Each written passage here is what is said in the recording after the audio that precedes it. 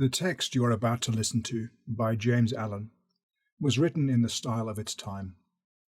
That is to say, in somewhat archaic English, and written by men for men. But, as Allen himself has asserted, the teachings are meant for mankind, not just for men. The material is utterly profound and life-changing, so we have taken the liberty of adapting and updating the English to make it more neutral and accessible to modern generations, male and female alike, without changing the meaning or intention of the text, and without making any copyright claims regarding our versions of his sublime works. The original versions can be found freely available online in the public domain for those who might prefer to read them in their original form. Thank you, and bless you.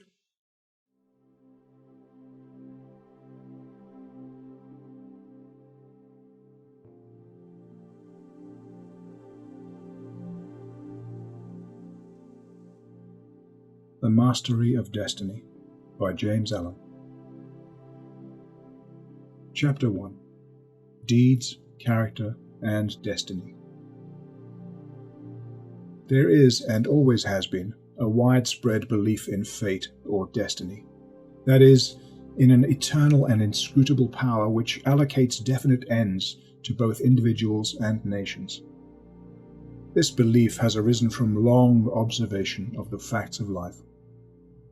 We are conscious that there are certain occurrences which we can't control and are powerless to avoid. Birth and death, for instance, are inevitable, and many of the incidents of life appear equally inevitable. We strain every nerve for the attainment of certain ends, and gradually we become conscious of a power which seems to be not of ourselves, which frustrates our puny efforts and laughs, as it were, at our fruitless striving and struggle. As we advance in life, we learn to submit, more or less, to this overruling power which we do not understand, perceiving only its effects in ourselves and the world around us, and we call it by various names such as God, Providence, Fate, Destiny, etc. Men and women of contemplation, such as poets and philosophers, step aside, as it were, to watch the movements of this mysterious power as it seems to elevate its favorites on the one hand and strike down its victims on the other, without reference to merit or demerit. The greatest poets, especially the dramatic poets, represent this power in their works as we have observed it in nature. The Greek and Roman dramatists usually depict their heroes as having foreknowledge of their fate and taking means to escape it. But by so doing, they blindly involve themselves in a series of consequences which bring about the doom which they are trying to avert. Shakespeare's characters, on the other hand, are represented as in nature, with no foreknowledge, except in the form of anticipation or foreboding, of their particular destiny. So, according to the poets, whether you know your fate or not, you cannot avert it, and every one of your conscious or unconscious actions is a step towards it. Omar Khayyam's moving finger is a vivid expression of this idea of fate. The moving finger writes, and having writ moves on, nor all thy piety nor wit shall lure it back to cancel half a line, nor all thy tears wash out a word of it. So people in all nations and times have experienced the action of this invincible power or law in their lives, and this experience has been crystallized in our nation today in the terse proverb, "Man proposes, God disposes." But, contradictory as it may appear, there is an equally widespread belief in mankind's responsibility as a free agent.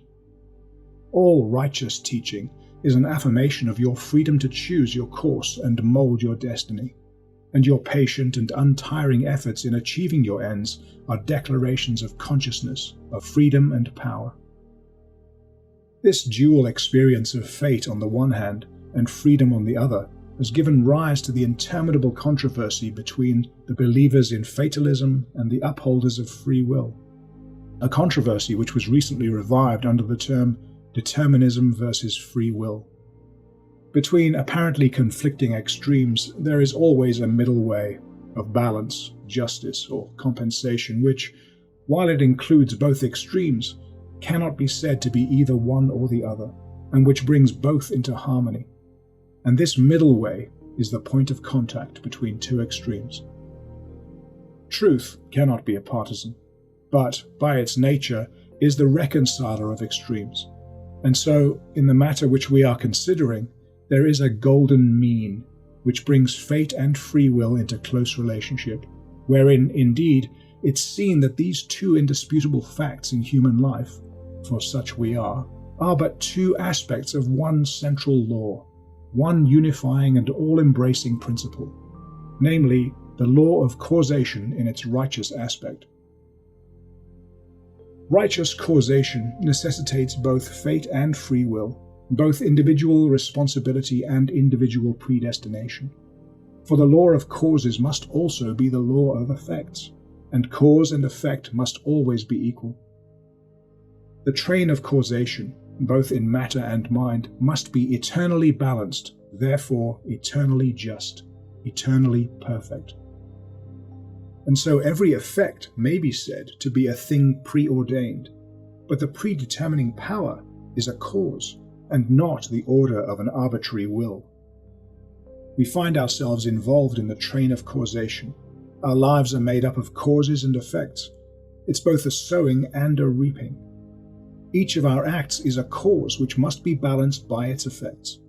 We choose the cause. This is free will. We cannot choose, alter, or avert the effect. This is fate. Thus, free will stands for the power to initiate causes, and destiny is involvement in effects. It is therefore true that we are predestined to certain ends, but, though we know it not, we ourselves have issued the mandate. That good or evil thing from which there is no escape, we have brought about by our own deeds. It may be argued here that we are not responsible for our deeds, that these are the effects of our character, and that we are not responsible for character, good or bad, which was given to us at our birth. If character was given us at birth, this would be true, and there would then be no righteous law, and no need for righteous teaching. But characters are not given ready-made. We are evolved. We are indeed effects, the products of the righteous law itself, that is, the products of deeds. Character is the result of an accumulation of deeds which have been piled up, so to speak, by the individual during his or her life. You are the doer of your own deeds, and as such you are the maker of your own character.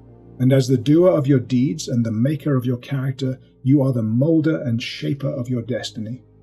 You have the power to modify and alter your deeds, and every time you act, you modify your character. And with the modification of your character, for good or evil, you are predetermining new destinies for yourself. Destinies disastrous or beneficial in accordance with the nature of your deeds. Character is destiny itself. As a fixed combination of deeds, it bears within itself the results of those deeds. These results lie hidden as righteous seeds in the dark recesses of the character, awaiting their season of germination, growth, and fruitage. Those things which happen to you are the reflections of yourself.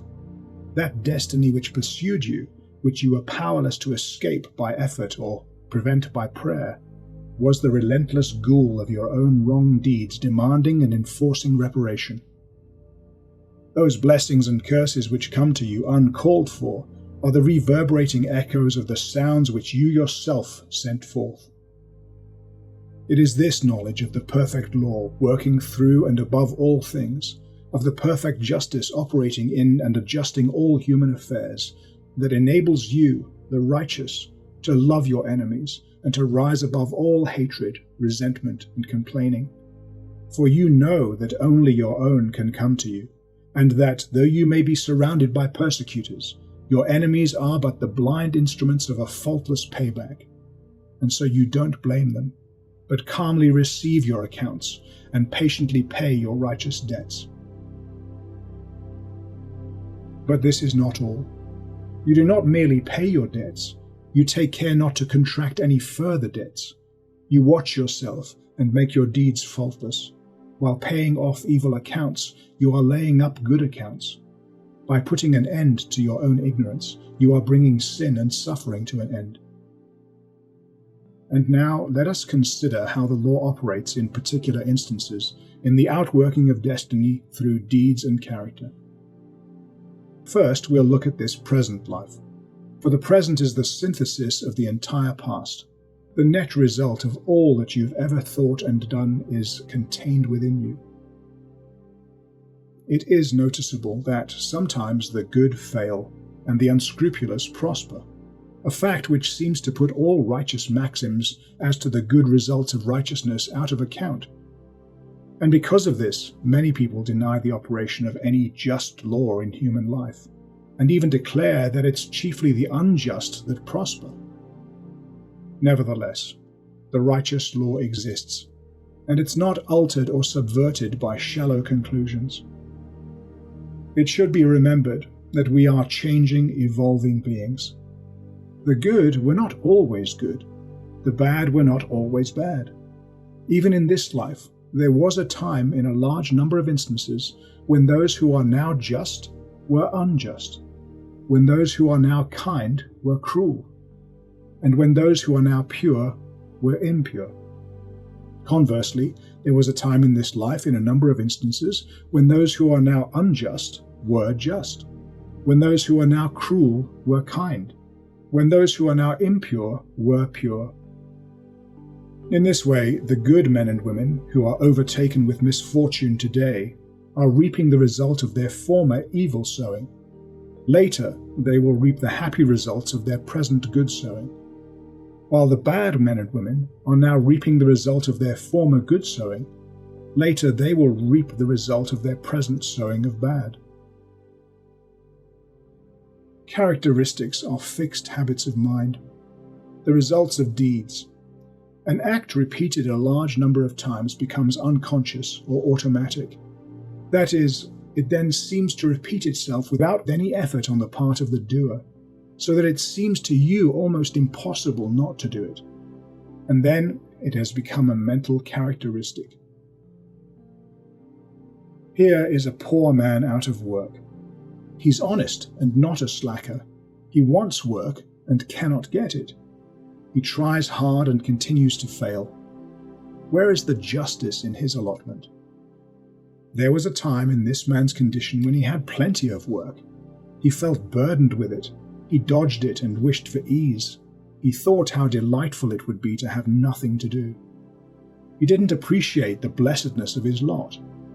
His desire for ease is now gratified, but the fruit he hungered for, and which he thought would taste so sweet, has turned to ashes in his mouth. The condition which he aimed for, namely to have nothing to do, he has reached, and therefore he is compelled to remain till his lesson is thoroughly learned. And he is certainly learning that habitual ease is degrading, that to have nothing to do is a condition of wretchedness, and that work is a noble and blessed thing. His former desires and deeds have brought him where he is, and now his present desire for work, his ceaseless searching and asking for it, will just as surely bring about its own beneficial result. No longer desiring idleness, his present condition will, as an effect, the cause of which is no longer propagated, soon pass away, and he will obtain employment.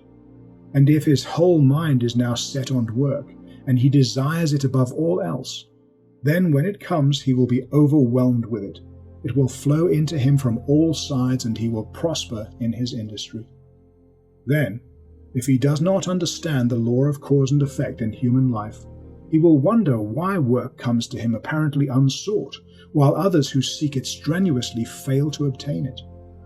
Nothing comes unbidden. Where the shadow is, there also is the substance. That which comes to the individual is the product of his own deeds. As cheerful industry leads to greater industry and increasing prosperity, and labor shirked or undertaken discontentedly leads to a lesser degree of labor and decreasing prosperity, so with all of the varied conditions of life as we see them. We are the destinies wrought by the thoughts and deeds of each particular individual. So also with the vast variety of characters. We are the ripening and ripened growth of the sowing of deeds. As you reap what you sow, so the nation, being a community of individuals, reaps also what it sows. Nations become great when their leaders are just. We fall and fade when our just leaders pass away. Those who are in power set an example, good or bad, for the entire nation. Great will be the peace and prosperity of a nation when there shall arise within it a line of righteous leaders who, having first established themselves in a lofty integrity of character, shall direct the energies of the nation towards the culture of virtue and development of character, knowing that only through personal industry, integrity, and nobility can national prosperity proceed. Still, above all is the great law, calmly and with infallible justice, meting out to mortals their fleeting destinies, tear-stained or smiling, the fabric of their hands. Life is a great school for the development of character, and all, through strife and struggle, vice and virtue, success and failure, are slowly but surely learning the lessons of wisdom.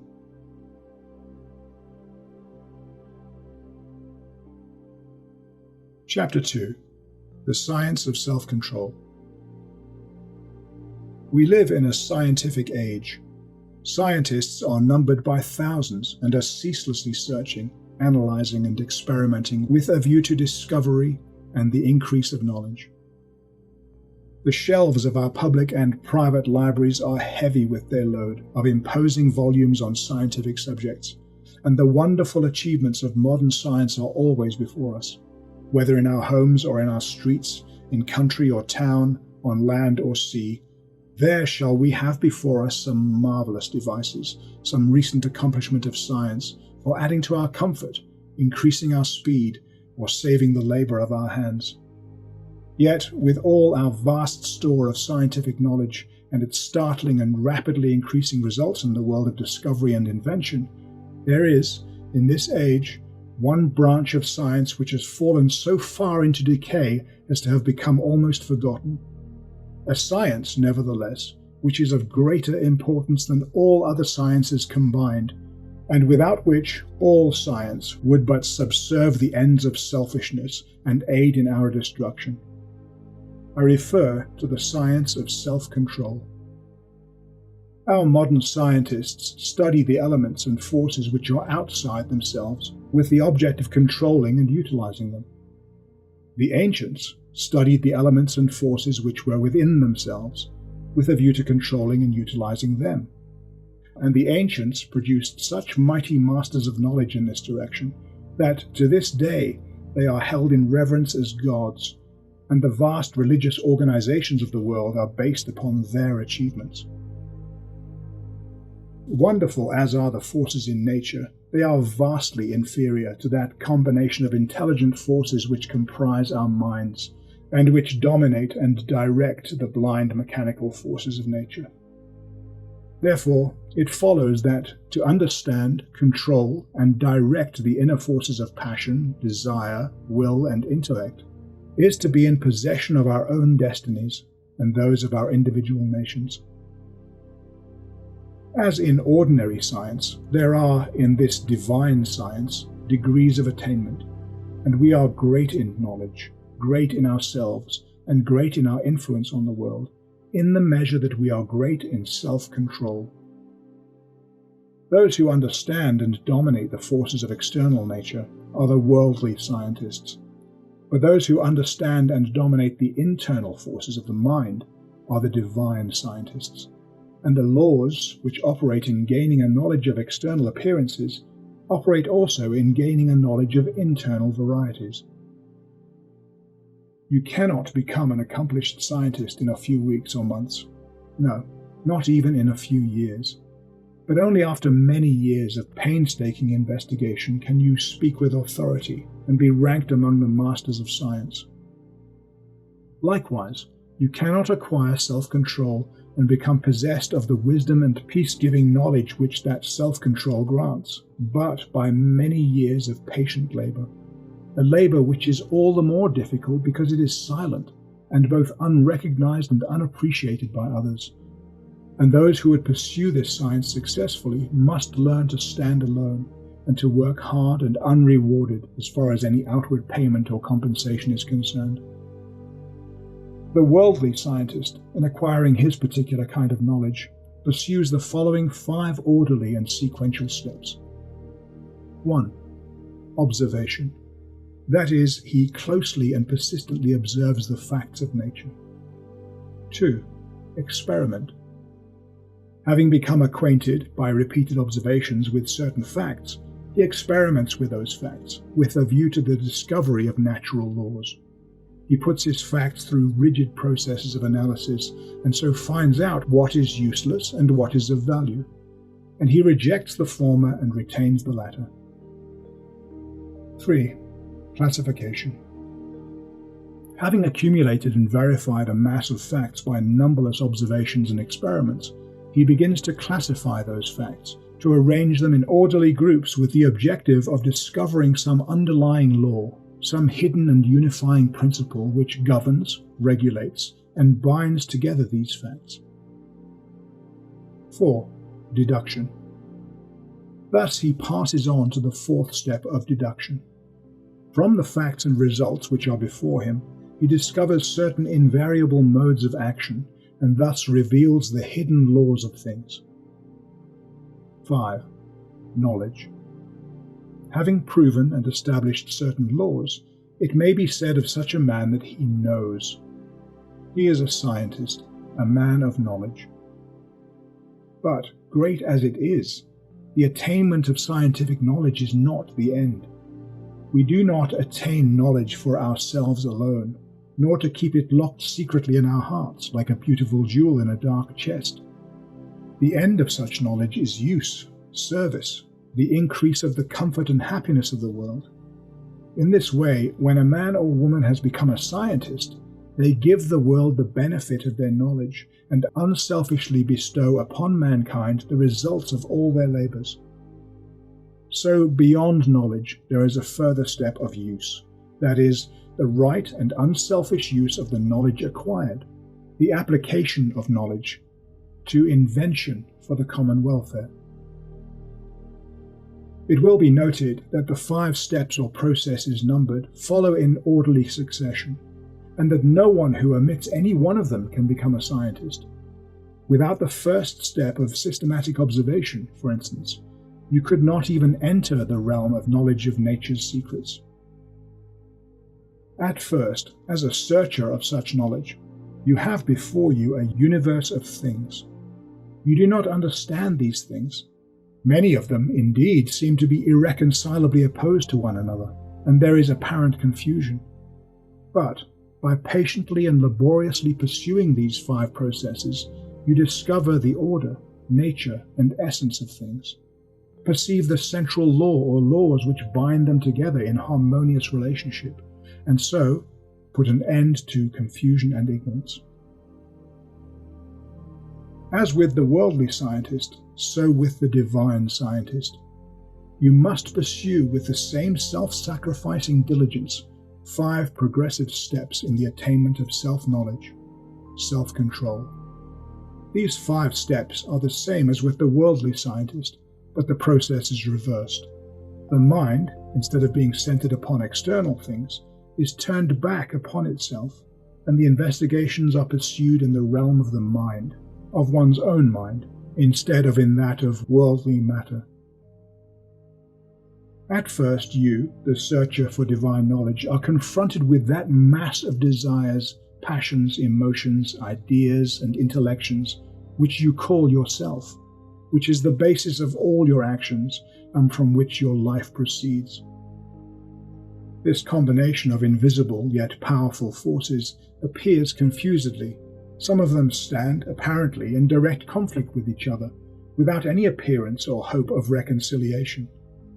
Your mind in its entirety, too, with your life which proceeds from that mind, doesn't seem to have any equitable relationship to many other minds and lives about you, and altogether there's a condition of pain and confusion from which you are eager to escape. So you begin by attentively realizing your state of ignorance, because you could not acquire either natural or divine knowledge if you were convinced that you already possessed it without the need for study or labor. With such perception of one's ignorance, there comes the desire for knowledge, and the novice in self-control enters upon the ascending pathway, in which there are the following 5 steps. 1. Introspection. This coincides with the observation of the worldly scientist. The mental eye is turned like a searchlight upon the inner things of the mind, and its subtle and ever-varying processes are observed and carefully noted. This stepping aside from selfish gratifications, from the excitements of worldly pleasures and ambitions, in order to observe with the objective of understanding one's nature, is the beginning of self-control.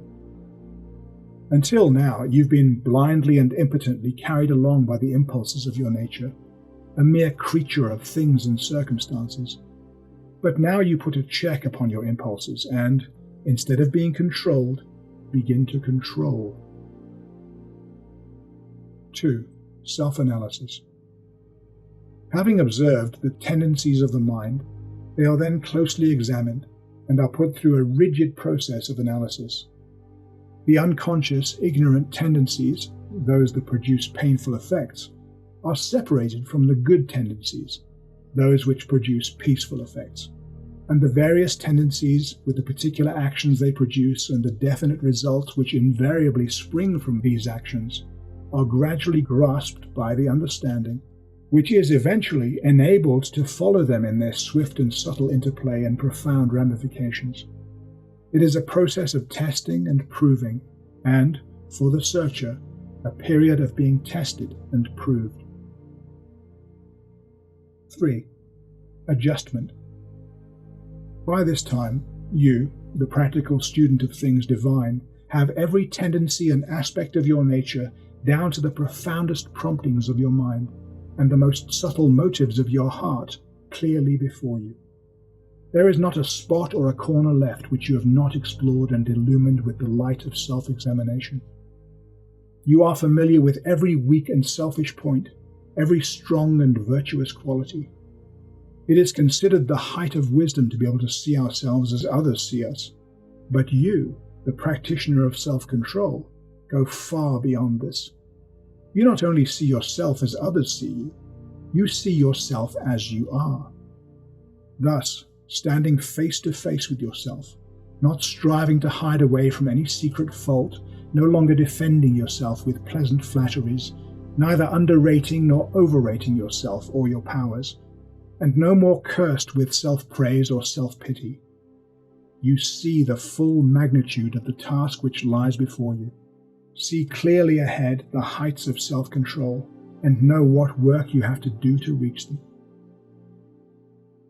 You are no longer in a state of confusion, but have gained a glimpse of the laws which operate in the world of thought, and you now begin to adjust your mind in accordance with those laws. This is the process of weeding, sifting, and cleansing. As the farmer weeds, cleans, and prepares the ground for his crops, so you, the student, remove the weeds of ignorance from your mind, cleanse and purify it in preparation for sowing the seeds of righteous actions, which will produce the harvest of a well-ordered life. 4. Righteousness. Having adjusted your thoughts and deeds to those minor laws which operate in mental activities in the production of pain and pleasure, unrest and peace, sorrow and bliss, you now perceive that there is involved in those laws one great central law, which, like the law of gravity in the natural world, is supreme in the world of mind, a law to which all thoughts and deeds are subservient, and by which they are regulated and kept in their proper sphere. This is the law of justice, or righteousness, which is universal and supreme. To this law you now conform. Instead of thinking and acting blindly, as the nature is stimulated and appealed to by outward things, you subordinate your thoughts and deeds to this central principle. You no longer act from self, but do what is right, what is universally and eternally right. You are no longer the hopeless slave of your nature and circumstances. You are the master of your nature and circumstances. You are no longer carried here and there on the forces of your mind. You control and guide those forces to the accomplishment of your purposes. In this way, having your nature in control and subjugation, not thinking thoughts nor doing deeds which oppose the righteous law, and which, therefore, that law annuls with suffering and defeat, you rise above the dominion of sin and sorrow, ignorance and doubt, and are strong, calm, and peaceful. 5. Pure knowledge. By thinking right and acting right, you prove by experience the existence of the divine law on which the mind is framed, and which is the guiding and unifying principle in all human affairs and events, whether individual or national. In this way, by perfecting yourself in self-control, you acquire divine knowledge.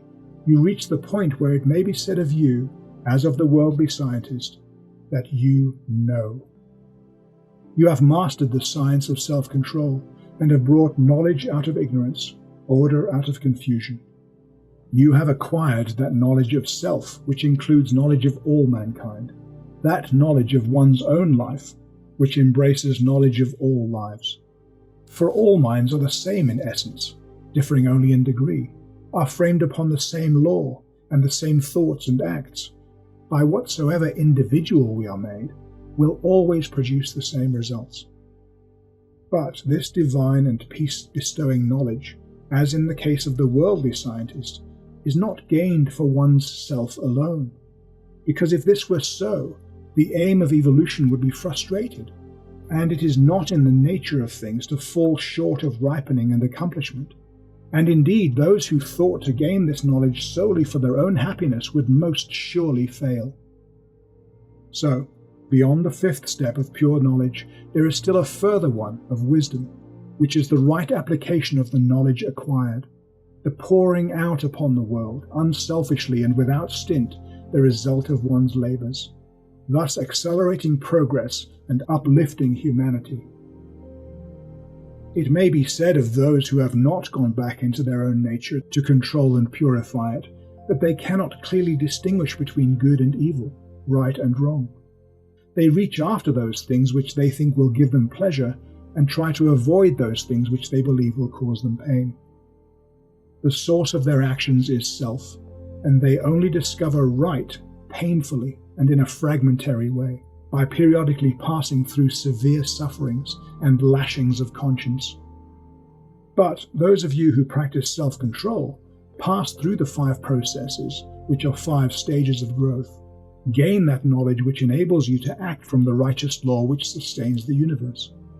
You know good and evil, right and wrong, and, so knowing them, live in accordance with good and right. You no longer need to consider what is pleasant or what is unpleasant, but do what is right. Your nature is in harmony with your conscience, and there is no remorse. Your mind is in unison with the great law, and there is no more suffering and sin. For you, unconscious ignorance is ended, and good is all in all.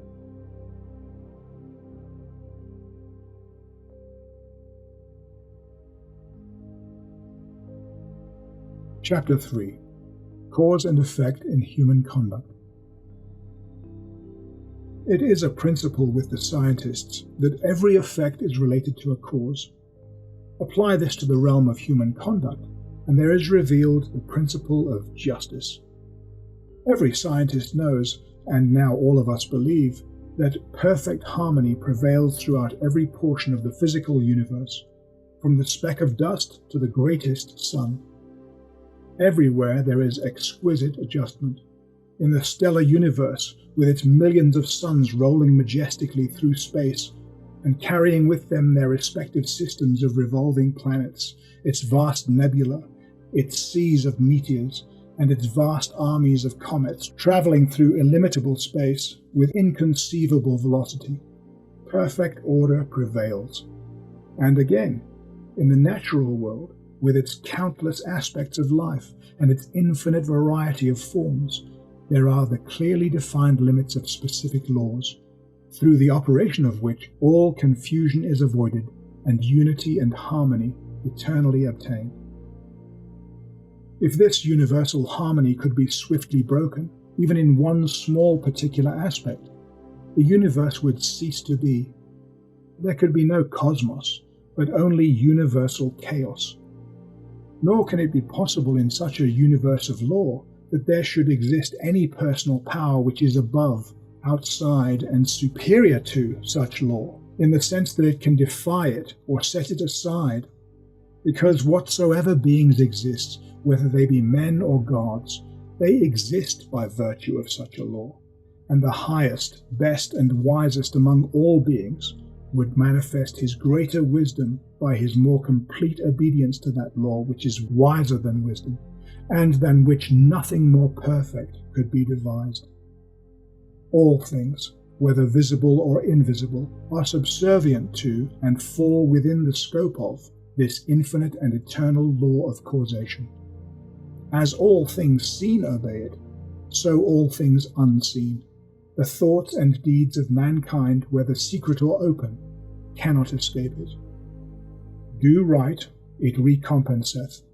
Do one wrong, the equal retribution must be made. Perfect justice upholds the universe. Perfect justice regulates human life and conduct. All the varying conditions of life as we obtain in the world today are the result of this law reacting on human conduct. You can and do choose what causes you will set in operation, but you cannot change the nature of effects. You can decide what thoughts you will think and what deeds you will do, but you have no power over the results of those thoughts and deeds. These are regulated by the overruling law. You have all power to act, but your power ends with the act committed. The result of the act cannot be altered, annulled, or escaped. It is irrevocable. Evil, unconscious, ignorant, malicious thoughts and deeds produce conditions of suffering. Good thoughts and deeds determine conditions of blessedness. In this way, your power is limited to, and your blessedness or misery is determined by, your own conduct. To know this truth renders life simple, plain, and unmistakable. All the crooked paths are straightened out, the heights of wisdom are revealed, and the open door to salvation from evil and suffering is perceived and entered. Life may be likened to a sum in arithmetic. It's bewilderingly difficult and complex to the pupil who hasn't yet grasped the key to its correct solution. But once this is perceived and laid hold of, it becomes as astonishingly simple as it was formerly profoundly confusing. Some idea of this relative simplicity and complexity of life may be grasped by fully recognizing and realizing the fact that, while there are scores and perhaps hundreds of ways in which a sum may be done wrong, there is only one way by which it can be done right. And that when the right way is found, the pupil knows it to be the right. His confusion vanishes, and he knows that he has mastered the problem. It is true that the pupil, while doing his sum incorrectly, may, and frequently does, think that he has done it correctly, but he is not sure.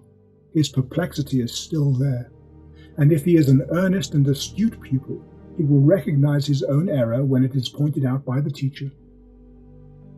So in life, we may think we are living rightly while we are continuing, through ignorance, to live wrongly.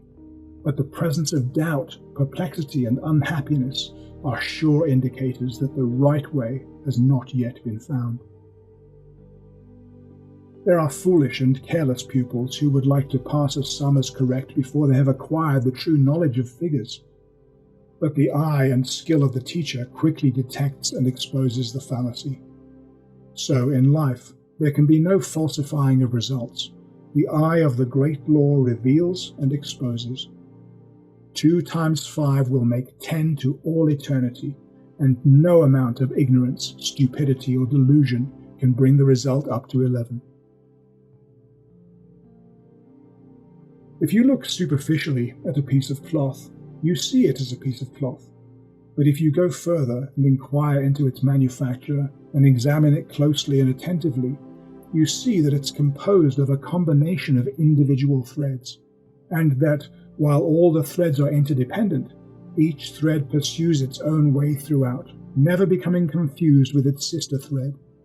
It's this entire absence of confusion between the particular threads which constitutes the finished work of a piece of cloth. Any inharmonious commingling of the thread would result in a bundle of waste or a useless rag. Life is like a piece of cloth, and the threads of which it's composed are individual lives. The threads, while being interdependent, are not confounded one with the other. Each follows its own course. Each individual suffers and enjoys the consequences of their own deeds, and not the deeds of another. The course of each is simple and definite, the whole forming a complicated yet harmonious combination of sequences. There are action and reaction, deed and consequence, cause and effect, and the counterbalancing reaction, consequence, and effect is always in exact ratio with the initiatory impulse. A durable and satisfactory piece of cloth cannot be made from inferior material, and the threads of selfish thoughts and bad deeds will not produce a useful and beautiful life, a life that will wear well and bear close inspection. You make or break your own life. It is not built or broken by your neighbor or by anything external to yourself. Each thought you think, each deed you do, is another thread, coarse or fine, woven into the garment of your life. And as you make the garment, so must you wear it. You are not responsible for your neighbor's deeds. You are not the custodian of your neighbor's actions. You are responsible only for your own deeds. You are the custodian of your own actions. The problem of evil subsists in your own evil, or unconscious and ignorant deeds, and it is solved when those deeds are purified. Says Rousseau, "Man, seek no longer the origin of evil.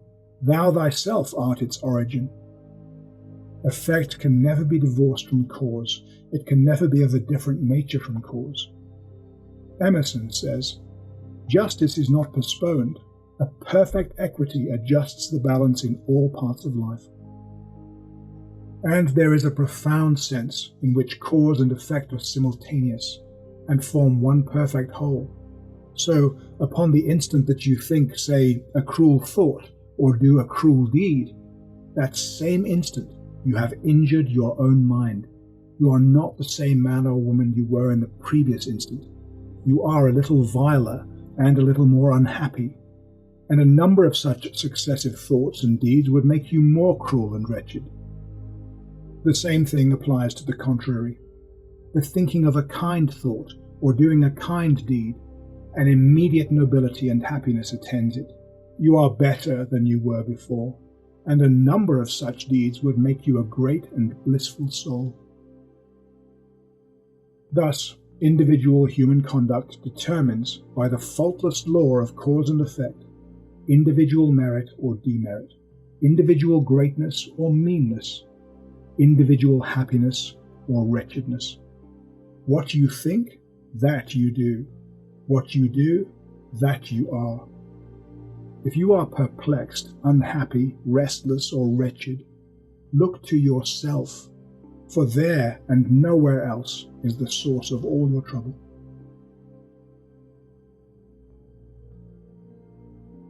Chapter 4. Training of the Will.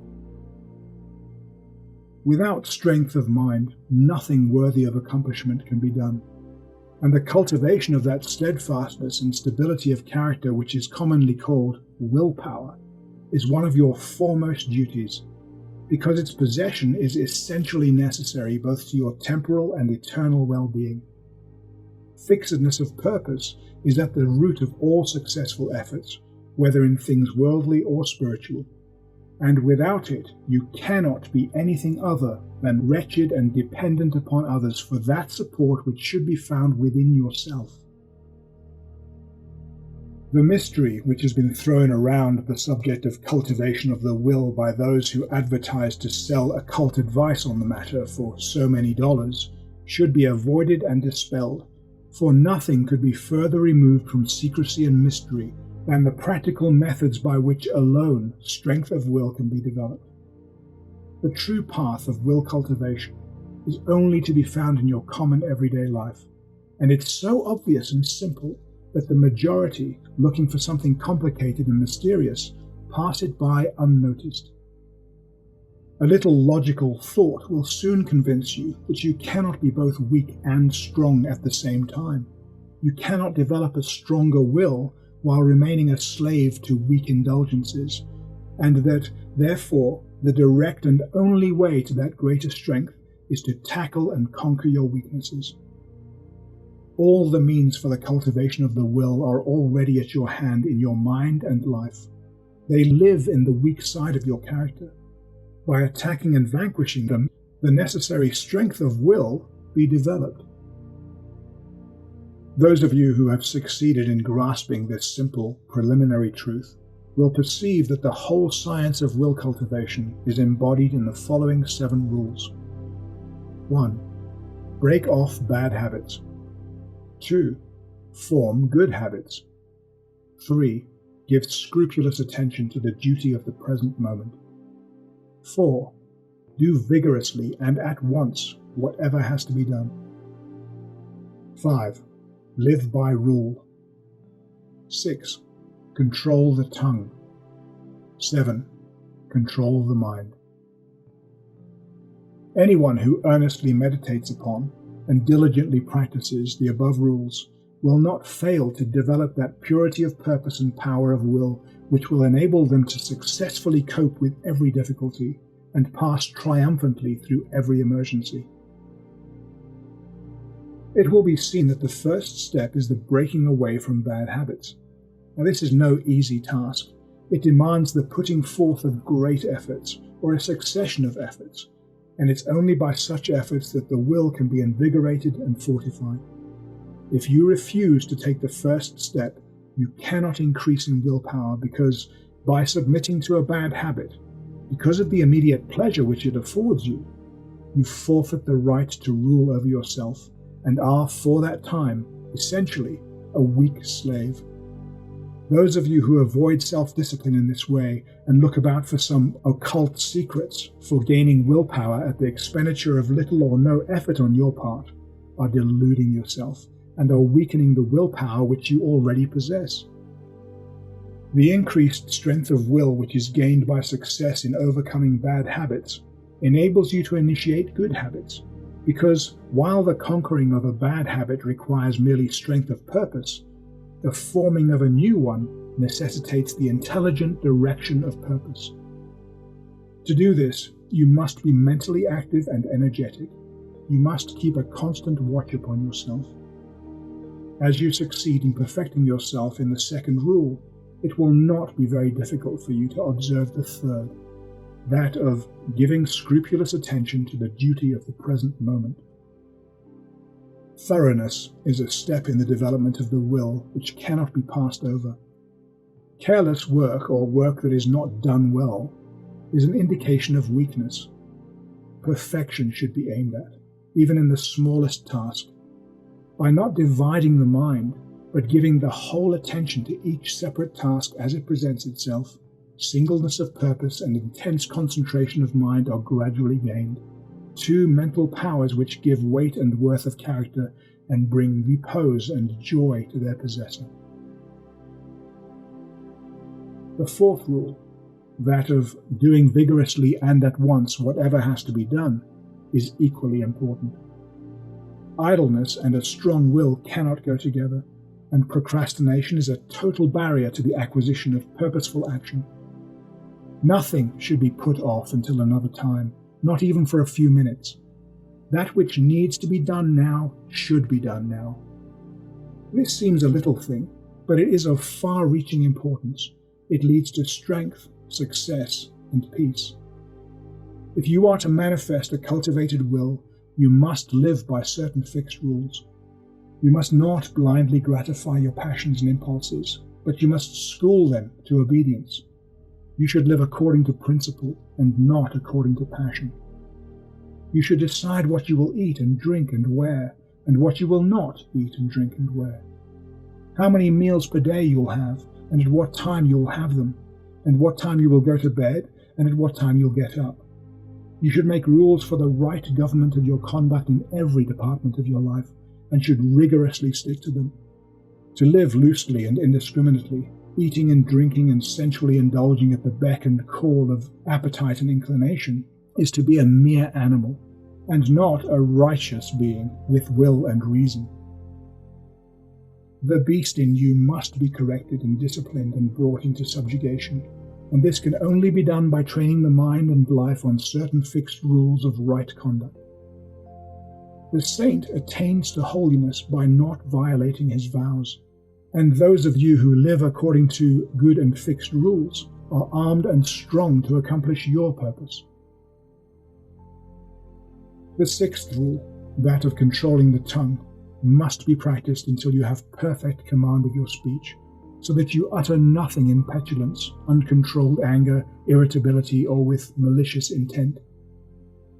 Those of strong will do not allow their tongues to run thoughtlessly and without check. All these 6 rules, if faithfully practiced, will lead up to the 7th, which is the most important of them all, namely, rightly controlling the mind. Self-control is the most essential thing in life, yet least understood. But those of you who patiently practice the rules laid down here, bringing them into requisition in all your ways and undertakings, will learn, by your own experience and efforts, how to control and train your mind, and to earn thereby the supreme crown of maturity, the crown of a perfectly poised will.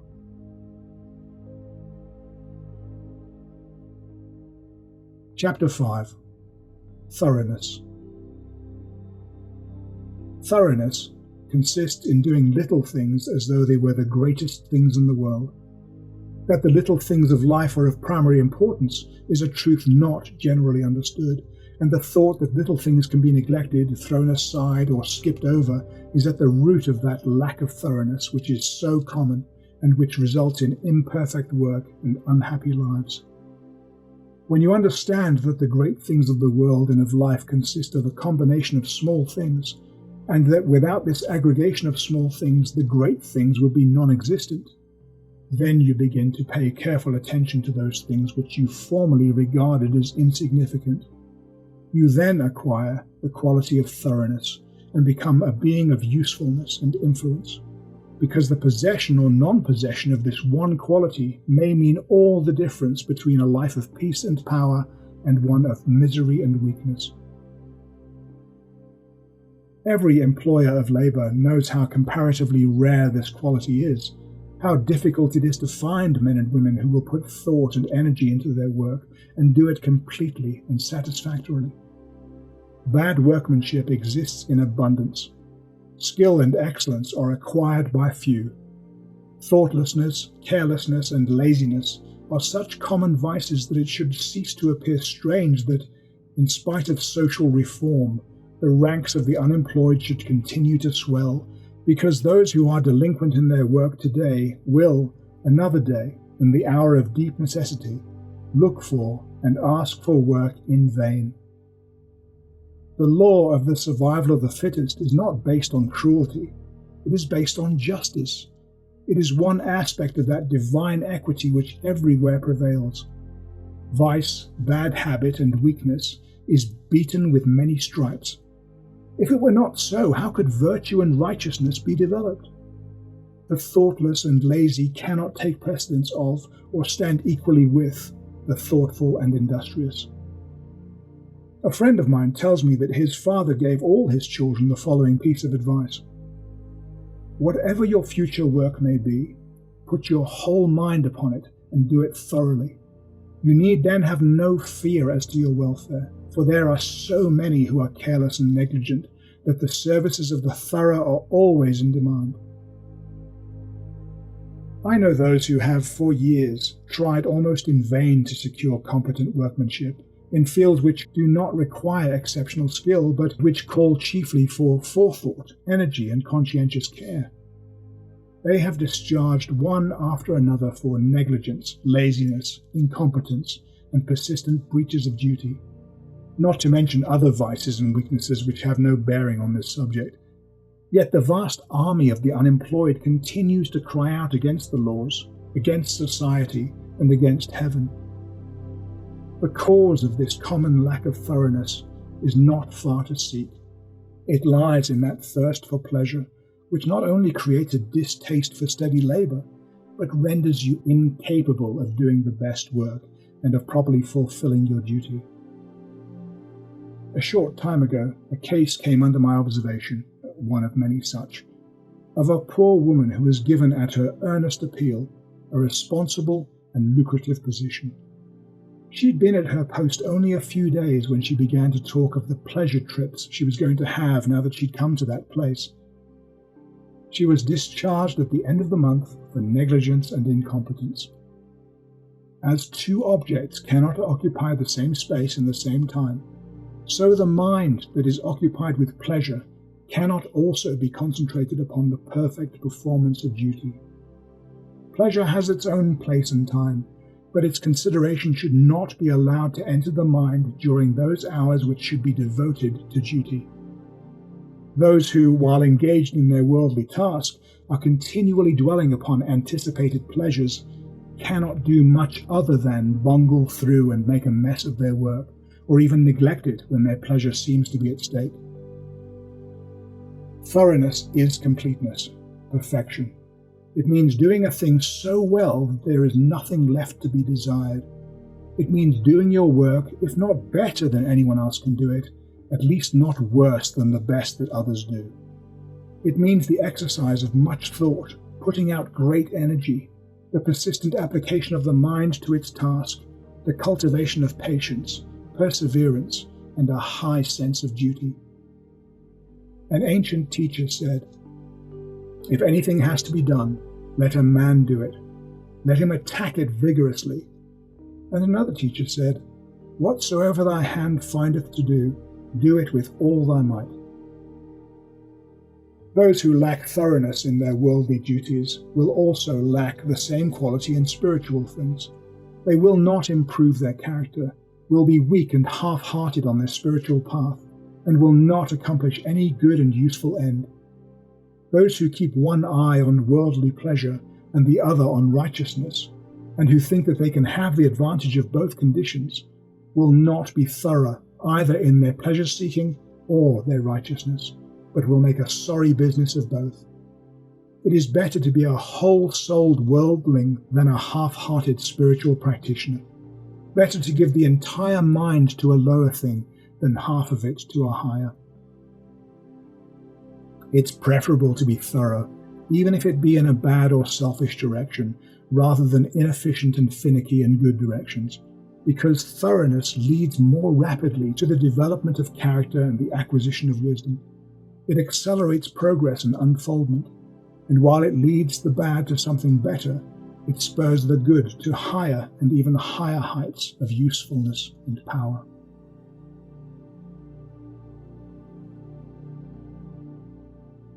Chapter 6. Mind Building and Life Building. Everything, both in nature and the works of mankind, is produced by a process of building.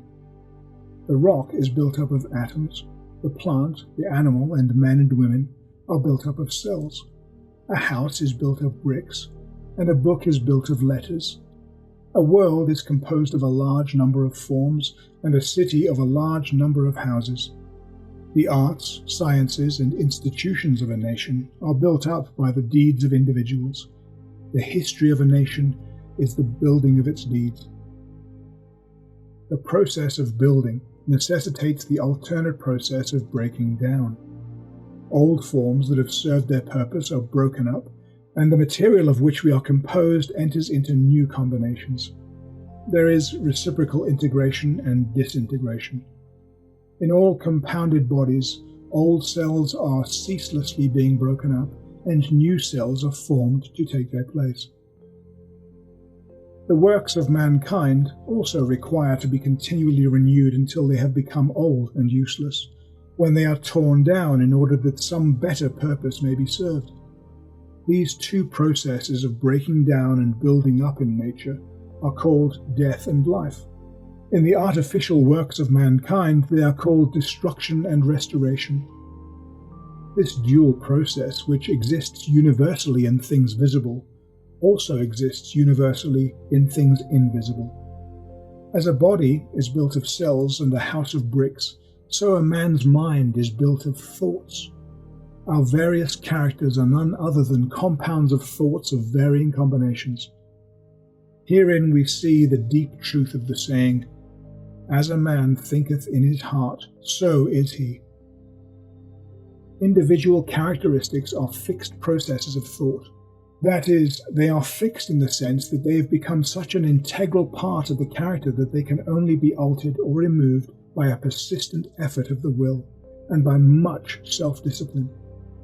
Character is built in the same way as a tree or a house is built, namely, by the ceaseless addition of new material, and that material is thought.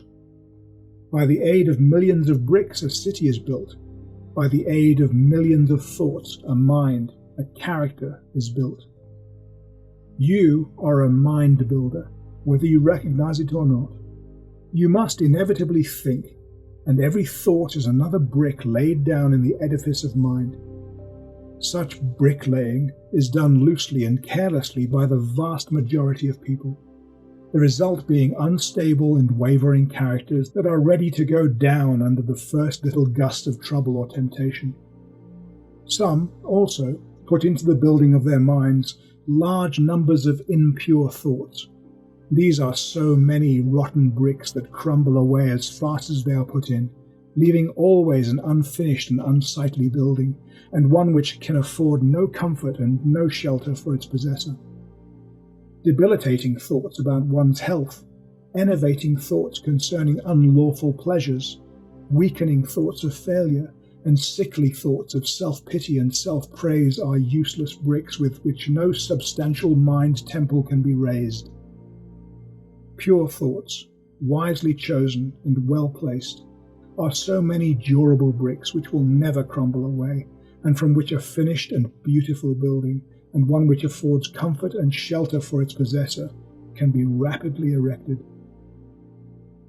Bracing thoughts of strength, of confidence, of duty, inspiring thoughts of a large, free, unfettered and unselfish life are useful bricks with which a substantial mind temple can be raised, and the building of such a temple necessitates that old and useless habits of thought be broken down and destroyed. Build thee more stately mansions, O my soul, as the swift seasons roll. You are the builder of yourself. If you are the occupant of a flimsy, unsubstantial hovel of a mind that lets in the rains of many troubles, and through which blow the keen winds of frequently recurring disappointments, get to work on building a more noble mansion which will afford you better protection against those mental elements. Trying to weakly shift the responsibility of your decrepit building onto the devil or your forefathers or anything or anyone but yourself will neither add to your comfort nor help you build a better habitation. When you wake up to a sense of your responsibility and an approximate estimate of your power, then you will commence to build like a true workman, and will produce a symmetrical and finished character that will endure and will be cherished by prosperity, and which, while affording a never-failing protection for yourself, will continue to give shelter to many a struggling one when you have passed away. The whole visible universe is framed on a few mathematical principles. All the wonderful works of mankind in the material world have been brought about by the rigid observance of a few underlying principles, and all that there is to the making of a successful, happy, and beautiful life is the knowledge and application of a few simple root principles. If you are to erect a building that is to resist the fiercest storms, you must build it on a simple mathematical principle or law, such as the square or the circle. If you ignore this, your edifice will topple down even before it is finished. Likewise, if you are to build up a successful, strong, and exemplary life, a life that will stoutly resist the fiercest storms of adversity and temptation, it must be framed on a few simple, undeviating, righteous principles. 4 of these principles are justice, rectitude, sincerity, and kindness. These 4 ethical truths are to the making of a life what the 4 lines of a square are to the building of a house. If you ignore them and think to obtain success and happiness and peace by injustice, trickery, and selfishness, you are in the position of a builder who imagines that he can build a strong and durable habitation while ignoring the relative arrangement of mathematical lines, and you will, in the end, obtain only disappointment and failure. You may, for a time, make money, which will delude you into believing that injustice and dishonesty pay well. But in reality, your life is so weak and unstable that it is ready at any moment to fall, and when a critical period comes, as come it must, your affairs, your reputation, and your riches crumble to ruins, and you are buried in your own desolation. It is totally impossible for anyone to achieve a truly successful and happy life if they ignore the 4 righteous principles enumerated, whilst those of you who scrupulously observe them in all your dealings can no more fail of success and blessedness than the earth can fail of the light and warmth of the sun so long as it keeps to its lawful orbit. Because you are working in harmony with the fundamental laws of the universe, you are building your life on a basis which cannot be altered or overthrown, and, therefore, all that you do will be so strong and durable, and all the parts of your life will be so coherent, harmonious, and firmly knit that it cannot possibly be brought to ruin. In all the universal forms which are built up by the great invisible and unerring power, it will be found that the observance of mathematical law is carried out with unfailing exactitude down to the most minute detail. The microscope reveals the fact that the infinitely small is as perfect as the infinitely great. A snowflake is as perfect as a star. Likewise, in the erection of a building, the strictest attention must be paid to every detail. A foundation must first be laid, and, although it is to be buried and hidden, it must receive the greatest care, and must be made stronger than any other part of the building. Then, stone upon stone, brick upon brick, is carefully laid with the aid of the plumb line, until at last the building stands complete in its durability, strength, and beauty. As it is with your life, those of you who would have a life secure and blessed, a life freed from the miseries and failures to which so many fall victim, must carry the practice of the righteous principles into every detail of your life, into every momentary duty and trivial transaction. In every little thing, you need to be thorough and honest, neglecting nothing. To neglect or misapply any little detail, be you a businessman or woman, agriculturist, professional or artisan, it is the same as neglecting a stone or a brick in a building, and it will be a source of weakness and trouble. The majority of those who fail and come to grief do so through neglecting the apparent insignificant details. It is a common error to suppose that little things can be passed by, and that the greater things are more important and should receive all attention. But a cursory glance at the universe, as well as a little serious reflection on life, will teach the lesson that nothing great can exist which is not made up of small details, and in the composition of which every detail is perfect.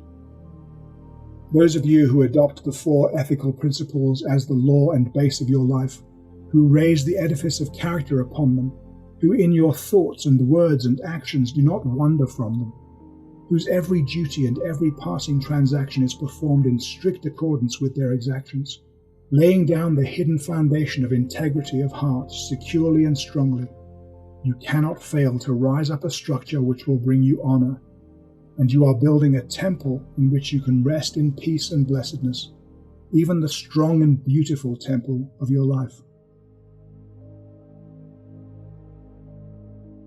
Chapter 7. Cultivation of concentration. Concentration, or the bringing of the mind to a center and keeping it there, is vitally necessary to the accomplishment of any task. It is the father of thoroughness and the mother of excellence. As a faculty, it's not an end in itself, but is an aid to all faculties, all work.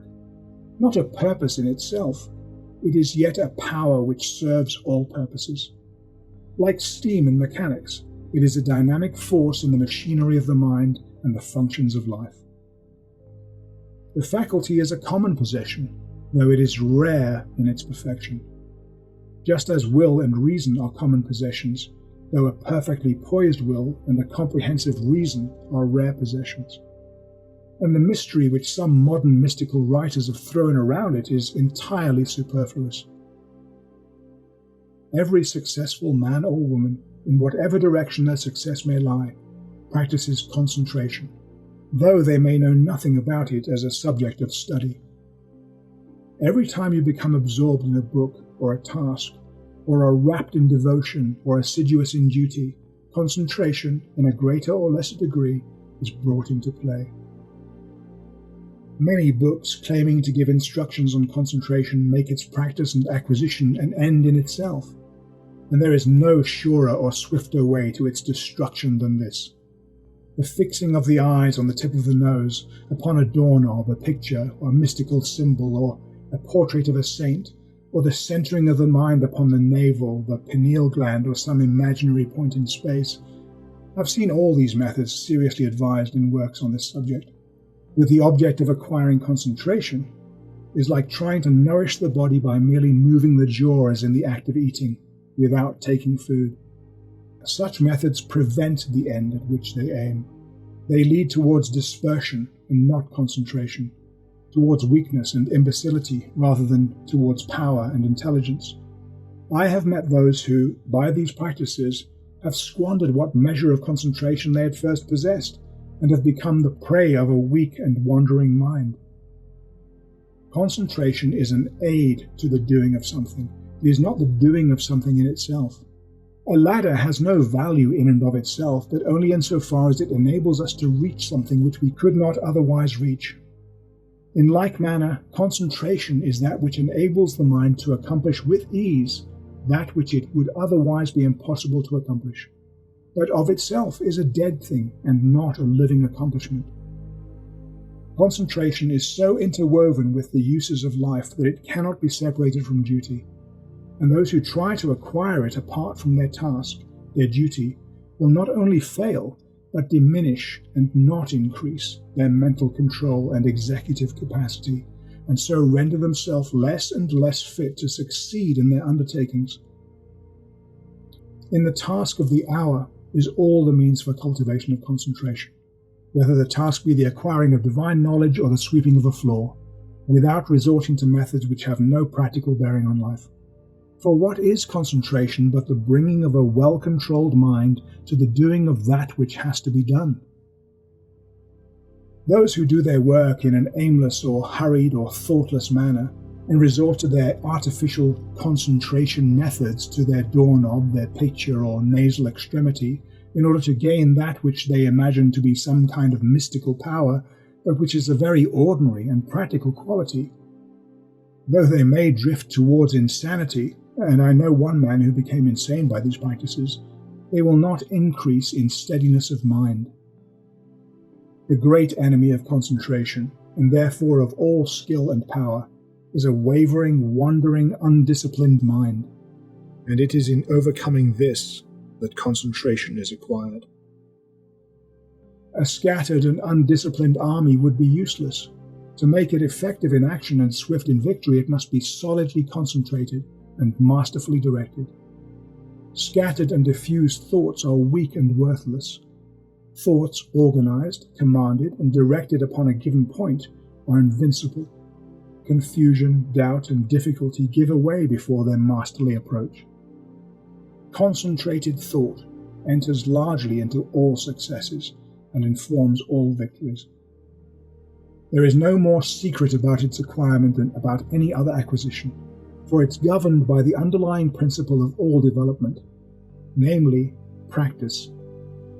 To be able to do a thing, you must begin to do it, and to keep on doing it until the thing is mastered.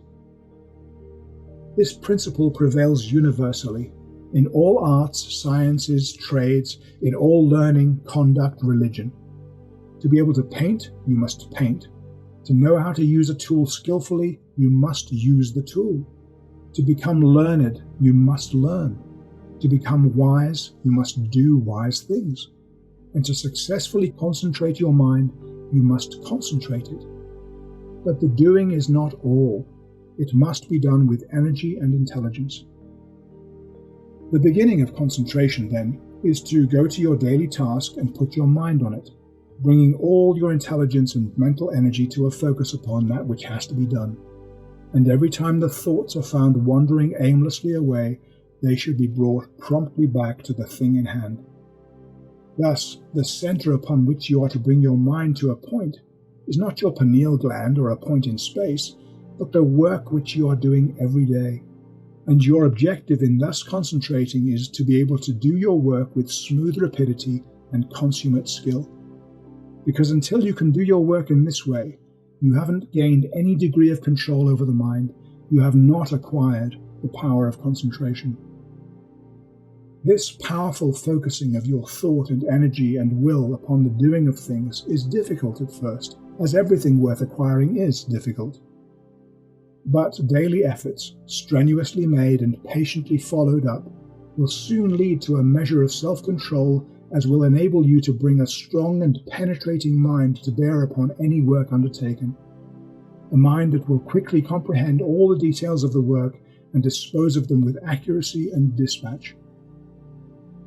In this way, as your concentrative capacity increases, you will enlarge your usefulness in the scheme of things and increase your value to the world, inviting nobler opportunities and open the door to higher duties.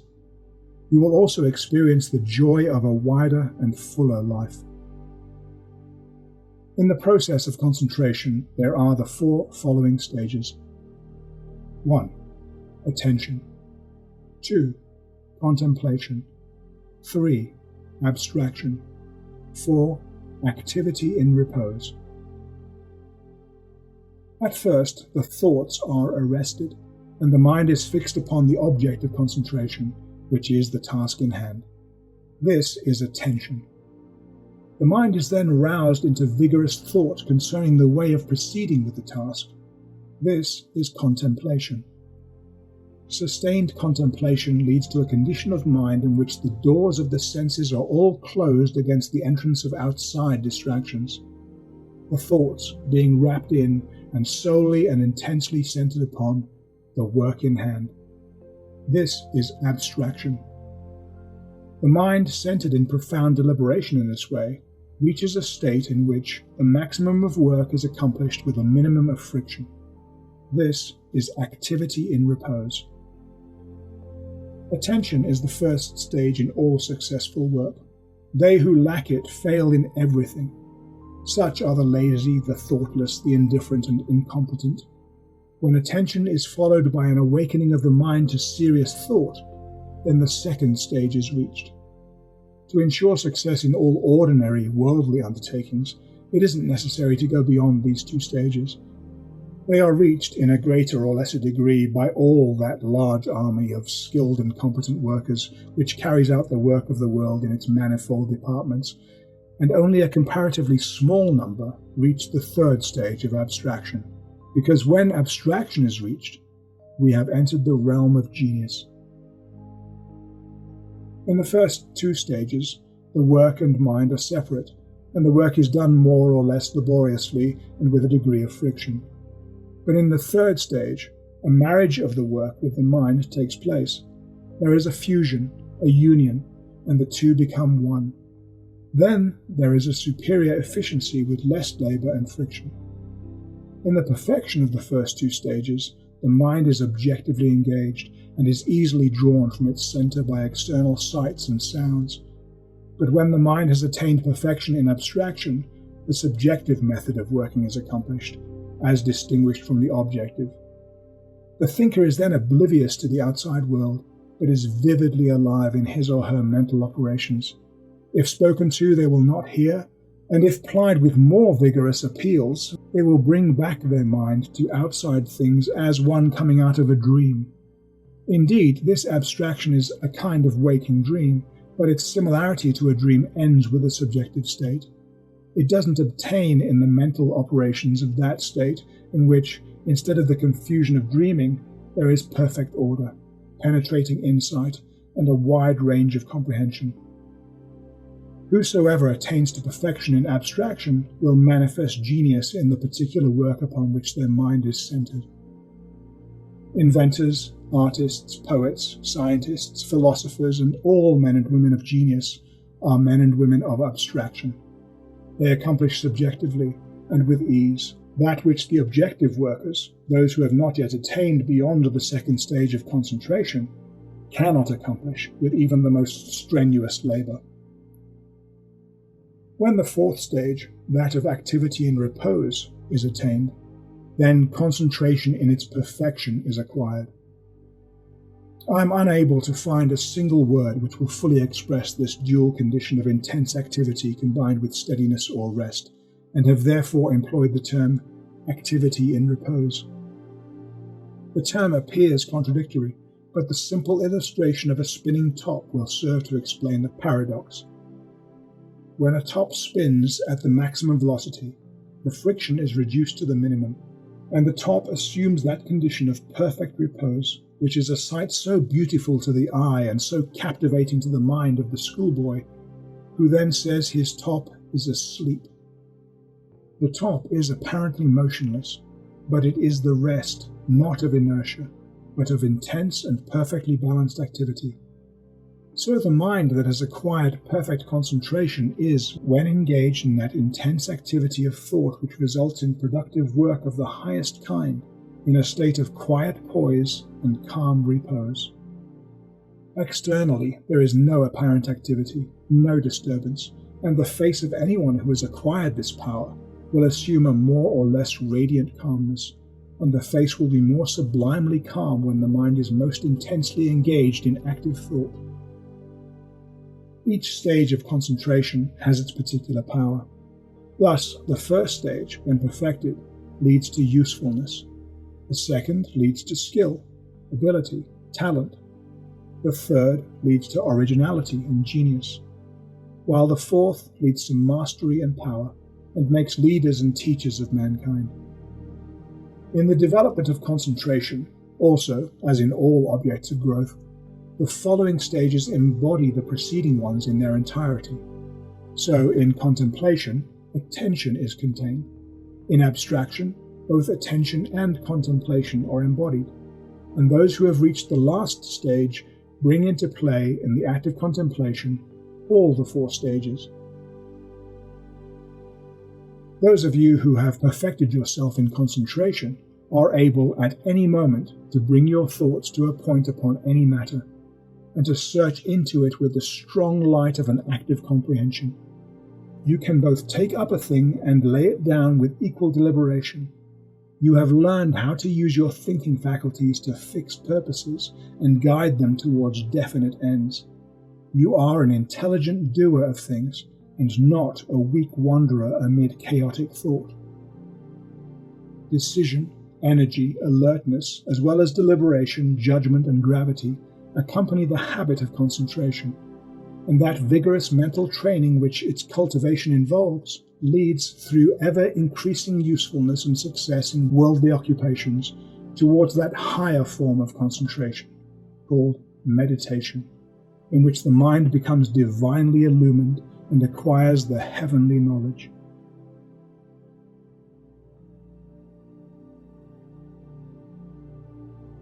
Chapter 8. Practice of Meditation.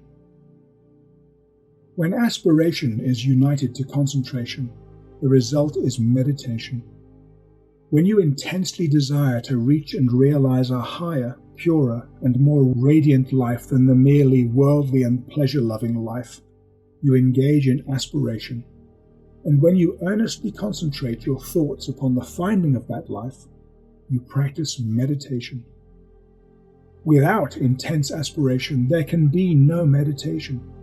lethargy and indifference are fatal to its practice. The more intense your nature, the more readily you'll find meditation, and the more successfully will you practice it.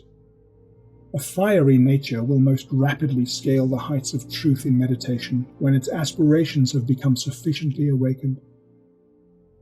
Concentration is necessary to worldly success. Meditation is necessary to spiritual success.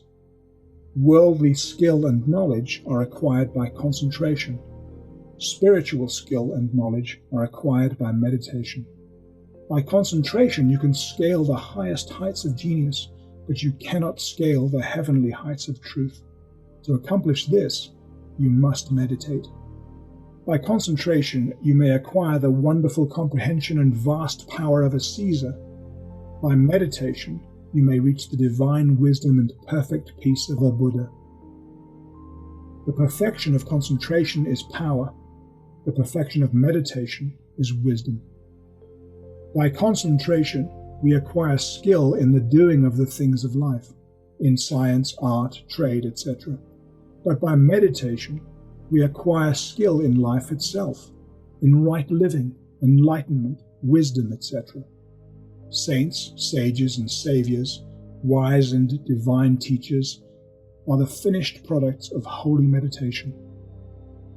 The 4 stages in concentration are brought into play in meditation, the difference between the 2 powers being one of direction and not of nature.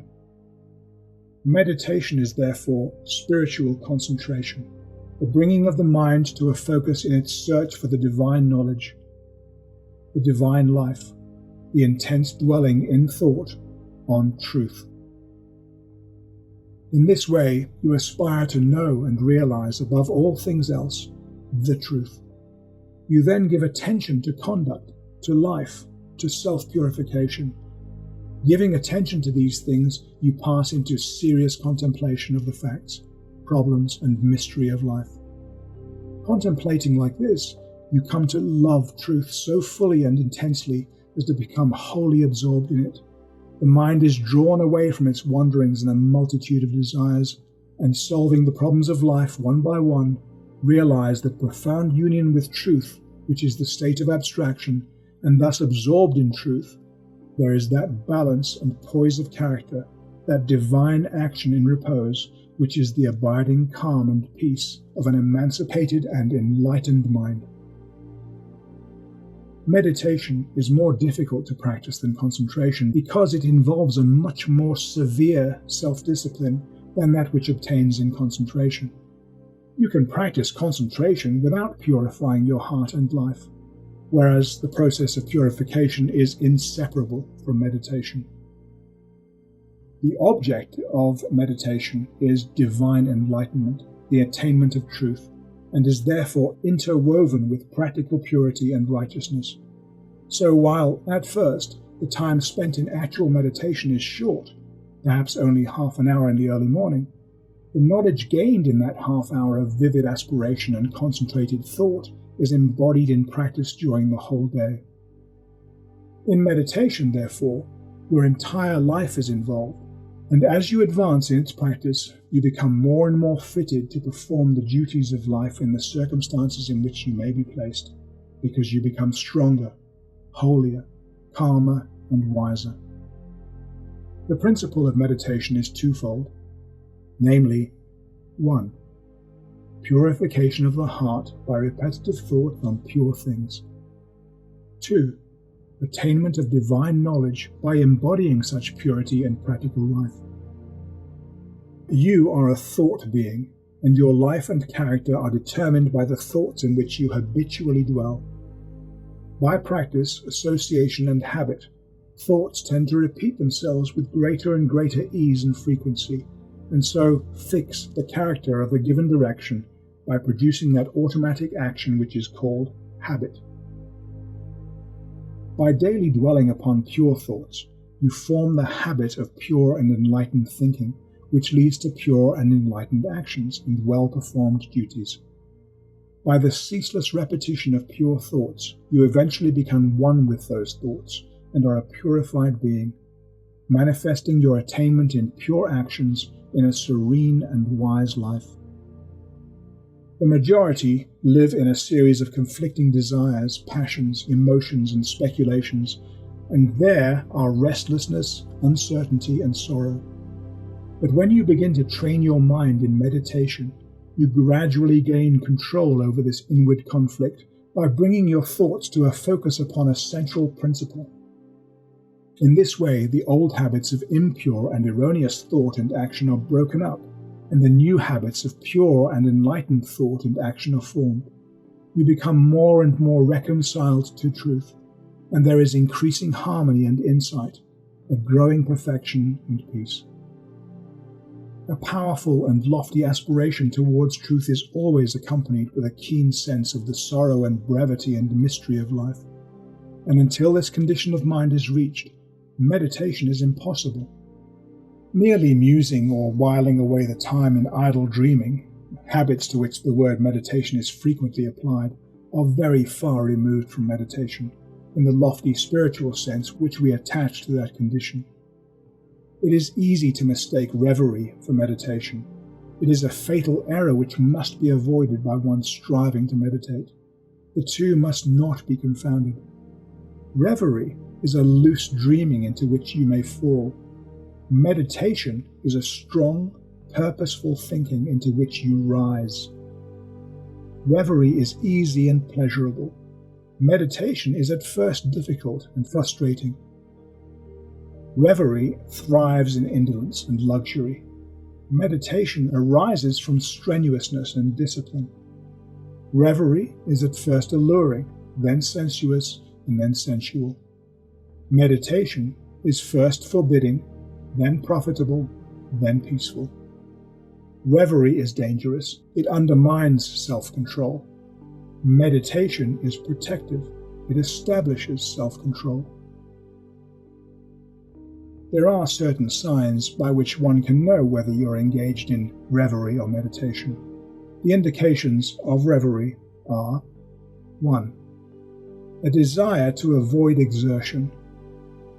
2. A desire to experience the pleasures of dreaming. 3. An increasing distaste for one's worldly duties. 4. A desire to shirk one's worldly responsibilities. 5. Fear of consequences. 6. A wish to get money with as little effort as possible. 7. A lack of self-control. The indications of meditation are: 1. Increase of both physical and mental energy. 2. A strenuous striving after wisdom. 3. A decrease of frustration in the performance of duty. 4. A fixed determination to faithfully fulfill all worldly responsibilities. 5. Freedom from fear. 6. Indifferent to riches. 7. Possession of self-control. There are certain times, places, and conditions in and under which it is impossible to meditate, others wherein it's difficult to meditate, and others wherein meditation is rendered more accessible, and these which should be known and carefully observed are as follows: times, places, and conditions in which meditation is impossible. 1. At or immediately after meals. 2. In places of pleasure. 3. In crowded places. 4. While walking rapidly. 5. While laying in bed in the morning. 6. While smoking. 7. While laying on a couch or a bed for physical or mental relaxation. Times, places, and conditions in which meditation is difficult. 1. At night. 2. In a luxuriously furnished room. 3. While sitting on a soft, yielding seat. 4. While wearing tight clothing. 5. When in company. 6. When the body is tired or weary. 7. If the body is given too much food. Times, places, and conditions in which it is best to meditate. 1. Very early in the morning. 2. Immediately before meals. 3. In solitude. 4. In the open air or in a plainly furnished room. 5. While sitting on a hard seat. 6. When the body is strong and vigorous. 7. When the body is comfortably, modestly, and plainly clothed. It will be seen by the foregoing instructions that ease, luxury, and indulgence, which induce reverie, render meditation difficult, and when strongly pronounced make it impossible, while strenuousness, discipline, and self-denial, which dispel reverie, make meditation comparatively easy. The body, too, should be neither overfed nor starved, neither in rags nor flauntingly clothed. It should not be tired, but should be at its highest point of energy and strength, as the holding of the mind to a concentrated train of subtle and lofty thought requires a high degree of both physical and mental energy. Aspiration can often best be aroused, and the mind renewed in meditation, by the mental repetition of a lofty precept, a beautiful sentence, or a verse of poetry. Indeed, the mind that is ready for meditation will instinctively adopt this practice. Mere mechanical repetition is worthless, though, and even a hindrance. The words repeated must be so applicable to your own condition that they are dwelt upon lovingly and with concentrated devotion. In this way, aspiration and concentration harmoniously combine to produce without undue strain the state of meditation. All the conditions above stated are of the utmost importance in the early stages of meditation, and should be carefully noted and duly observed by all who are striving to acquire the practice. And those who faithfully follow the instructions and who strive and persevere will not fail to gather in due season, the harvest of purity, wisdom, bliss, and peace, and will surely eat of the sweetest fruits of holy meditation. Chapter 9. The Power of Purpose. Dispersion is weakness. Concentration is power. Destruction is a scattering. Preservation a uniting process. Things are useful and thoughts are powerful in the measure that their parts are strongly and intelligently concentrated. Purpose is highly concentrated thought. All the mental energies are directed to the attainment of an object, and obstacles which intervene between the thinker and the object are, one after another, broken down and overcome. Purpose is the keystone in the temple of achievement. It binds and holds together in a complete whole that which would otherwise lie scattered and useless. Empty whims, momentary urges, vague desires, and half-hearted resolutions have no place in purpose. In the sustained determination to accomplish, there is an invincible power which swallows up all inferior considerations and marches direct to victory. All successful men and women are men and women of purpose. They hold fast to an idea, a project, a plan, and will not let it go. They cherish it, brood upon it, tend and develop it, and when assailed by difficulties, they refuse to be beguiled into surrender. Indeed, the intensity of the purpose increases with the growing magnitude of the obstacles encountered. Those who have molded the destinies of humanity have been mightily of purpose. Like the Roman laying his road, they have followed along a well-defined path and have refused to swerve aside even when torture and death confronted them. The great leaders of the race are the mental road makers, and mankind follows in the intellectual and spiritual paths which the purposeful have carved out and beaten. Great is the power of purpose. To know how great, study it in the lives of those whose influences shaped the ends of nations and directed the destinies of the world. In an Alexander, a Caesar, or a Napoleon, we see the power of purpose when it's directed in worldly and personal channels. In a Confucius, a Buddha, or a Christ, we perceive its vaster power when its course is along heavenly and impersonal paths. Purpose goes with intelligence. There are lesser and greater purposes according with degrees of intelligence. A great mind will always be great of purpose. A weak intelligence will be without purpose. A drifting mind argues a measure of undevelopment. What can resist an unshakable purpose? What can stand against it or turn it aside? Inert matter yields to a living force, and circumstance succumbs to the power of purpose. Truly, those of unlawful purpose will, in achieving their ends, destroy themselves. But those of you of good and lawful purpose cannot fail. It only needs that you daily renew the fire and energy of your fixed resolve to consummate your objective. The weak who grieve because they are misunderstood will not greatly achieve. The vain who step aside from their resolve in order to please others and gain their praise or approval will not highly achieve. The double-minded who think to compromise their purpose will fail. Those of you of fixed purpose who, whether misunderstandings and foul accusations or flatteries or fair promises rain upon you, do not yield a fraction of your resolve, are practitioners of excellence and achievement, of success, greatness, and power.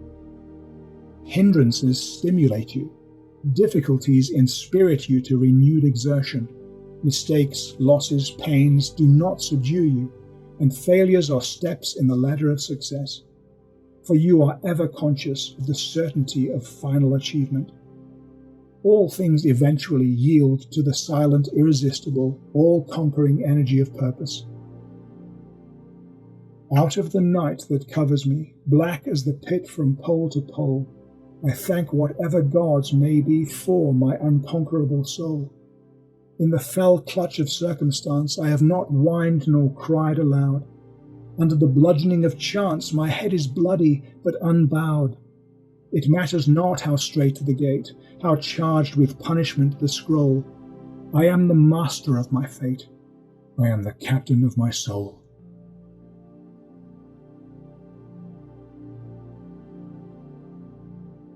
Chapter 10. The Joy of Accomplishment. Joy is always the accompaniment of a task successfully accomplished. An undertaking completed, or a piece of work done, always brings rest and satisfaction. When a man has done his duty, he is light-hearted and happy, says Emerson, and no matter how insignificant the task may appear, the doing of it faithfully and with whole-souled energy always results in cheerfulness and peace of mind. Of all miserable men and women, the shirker is the most miserable. Trying to find ease and happiness in avoiding difficult duties and necessary tasks, which require the expenditure of labor and exertion, their minds are always uneasy and disturbed. They become burdened with an inward sense of shame and forfeit righteousness and self-respect. He who will not work according to his faculty, let him perish according to his necessity, says Carlyle. And it's a righteous law that those who avoid duty and do not work to the full extent of their capacity do actually perish, first in their character and last in their body and circumstances. Life and action are synonymous, and immediately they try to escape exertion, either physical or mental, they have commenced to decay. On the other hand, the energetic increase in life by the full exercise of their powers, by overcoming difficulties, and by bringing to completion tasks which called for the strenuous use of mind or muscle. How happy is a child when a school lesson, long labored over, is mastered at last. The athlete who has trained their body through long months or years of discipline and strain is richly blessed in their increased health and strength, and is met with the rejoicings of their friends when they carry home the prize from the field of contest. After many years of ungrudging toil, the heart of the scholar is gladdened with the advantages and powers which learning bestows. The businessman, grappling incessantly with difficulties and drawbacks, is amply repaid in the happy assurance of well-earned success. And the horticulturalists, vigorously contending with the stubborn soil, sit down at last to eat the fruits of their labor. Every successful accomplishment, even in worldly things, is repaid with its own measure of joy. And in spiritual things, the joy which supervenes upon the perfection of purpose is sure, deep, and abiding. Great is the heartfelt joy, albeit ineffable, when, after innumerable and apparently unsuccessful attempts, some ingrained fault of character is at last cast out to trouble its erstwhile victim and the world no more. The striver after virtue, you who are engaged in the holy task of building up a noble character, taste at every step of conquest over the self, a joy which never leaves you, but which becomes an integral part of your spiritual nature. All life is a struggle. Both without and within there are conditions against which you must contend. Your very existence is a series of efforts and accomplishments, and your right to remain among mankind as a useful unit of humanity depends upon the measure of your capacity for wrestling successfully with the elements of nature without, or with the enemies of virtue and truth within. It is demanded of you that you will continue to strive after better things, after greater perfection, after higher and still higher achievements, and in accordance with the measure of your obedience to this demand does the angel of joy wait upon your footsteps and minister unto you. For those of you who are anxious to learn, eager to know, and who put forth efforts to accomplish, find the joy which eternally sings at the heart of the universe. First in little things, then in greater still must you strive, until at last you are prepared to make the supreme effort and strive for the accomplishment of truth, succeeding in which you will realize the eternal joy. The price of life is effort. The culmination of effort is accomplishment. The reward of accomplishment is joy. Blessed are those who strive against their own selfishness, for they will taste in its fullness the joy of accomplishment.